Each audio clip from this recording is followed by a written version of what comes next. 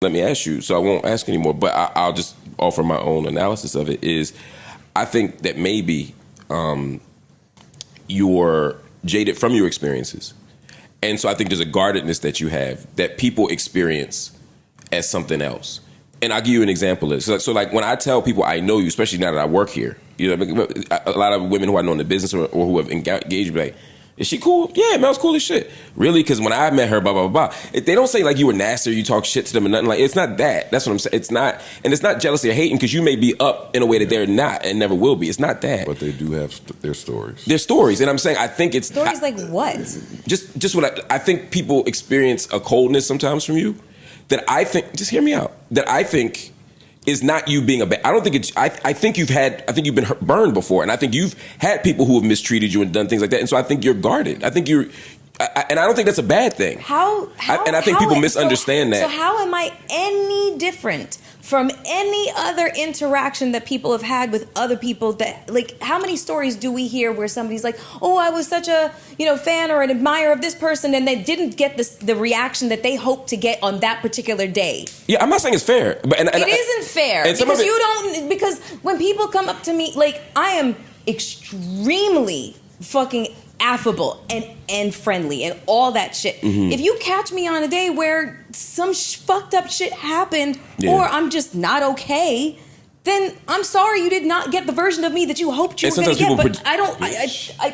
Sometimes people project that onto you, though. I don't owe that to anybody. Ooh, what's good, people? It's your boy The Kitchen, and what you just heard there was Marc Lamont. He'll surprisingly come from Melyssa Ford and wake up that she may not be the most liked in the industry. Now, this actually began on a Patreon where the guys will discuss women that are very front-facing in letting you know that they are a girl's girl, but not actually being one. And for some reason, Mel was included in this discussion, and it actually turned left pretty quickly, where these guys would bring up Mel's reputation outside of the pod and how the industry really feels about her whenever those guys mention her around other people. Now, I'm not going to hold you. This isn't a new concept here where people view Melyssa Ford as somebody that's not the nicest person behind the scenes, because shit, even her co-hosts have said it. Queensflip has said that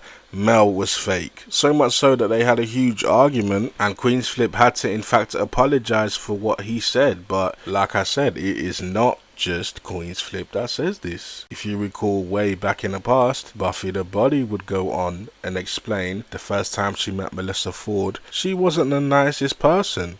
She acted like she was bougie, like she was too good to be around her. And if you recall, Rocky Thunder also said the similar thing, that when she met Melyssa Ford, she was very stush and she just acted like her shit don't stink. And I can even point some shit out recently. Remember S, the original co-host of Hot and Bothered, the woman that Mel in fact fucked over business-wise and stole her ideas, allegedly. But look, man, all I'm saying is that if there's one or two incidences, cool, that could be a coincidence. But if these problems occur every few months, if these problems occur everywhere you go, you may have to stop pointing fingers and in fact look in the mirror.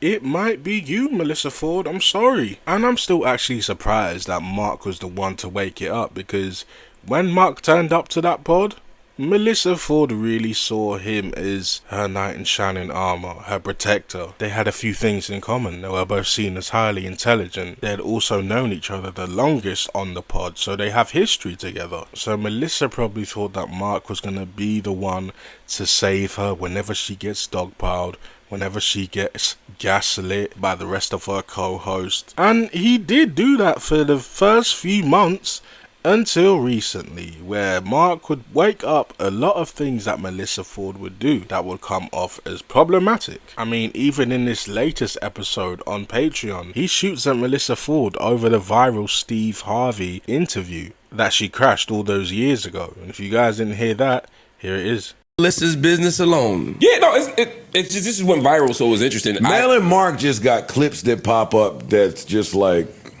They so entertaining. Man, we've had different lives, different personas. Y'all have lived. Yeah. Mm-hmm. That's Steve Harvey. It's nothing big. It just made me laugh to see that and to watch you flirt with him. That is, it's funny to watch it myself. So you do know that was flirting? Yeah, of course. Okay. Okay. I thought you was going to deny it. Honestly, I thought that. Nigga, you don't know now that nigga. She don't hide from nothing. No, of course Huh? I'm not denying that was flirting, but I'm saying that was such a huge part of my up for the persona that challenge. literally This persona thing. You'd be Yeah. hard pressed to find an interview where I didn't come across like I was flirting. Like, you know, if I'm considered like this pinup girl, which I literally was because a I club. had calendars and posters and the Reggae covers of CDs. magazines. I'm and gonna the be covers itch of for a minute. CDs. Can I ask a question? Yeah. Can you then see how back then, in the height of your era, people may not have seen you the way you thought you were being seen, given what you just said? Oh, he set up. He set up. I didn't know that. You need a break already. Get up. You didn't eat right there. You didn't eat.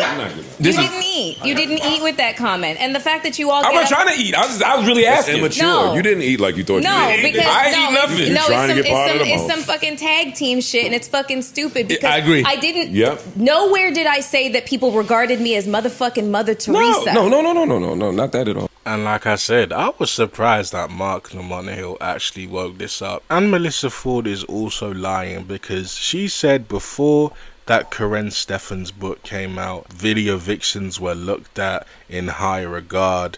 They were prestige, they were respected, and I completely disagree. That book didn't really change shit. She really makes us think that that book was the video vixens version of 9/11.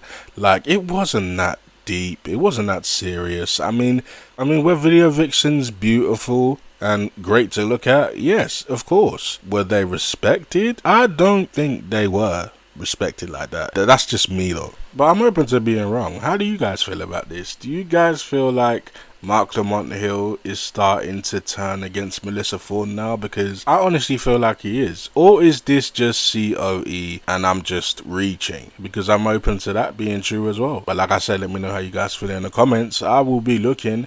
And until next time, it's your boy The Kitchen. Deuces.